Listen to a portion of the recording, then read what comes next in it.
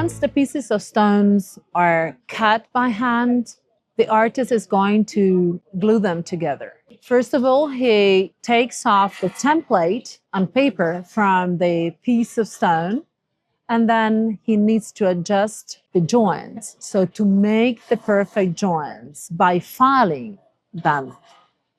Every piece will be filed on an angle and will be put upside down on a flat surface.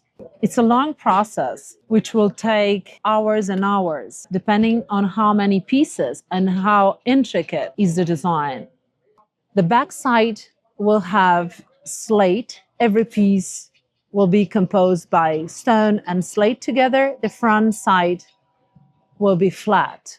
The joints will be invisible thanks to the perfect cut and then the filing made by the artist.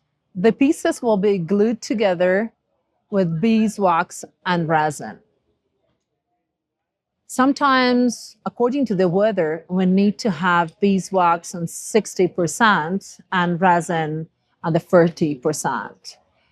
So it depends on the humidity and on the temperature. The beeswax and resin is melted in the space between the pieces from the back side of the composition.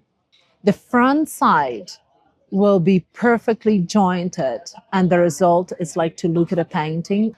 The back side will be different levels because each single piece of stone is cut according to the hardness and to how compact is the stone. So it can be different levels, but then we will flatten and it will be a solid piece of stone. You can put some slate on the back, like a backing to support the whole composition, or we can also use some glass to see the workmanship.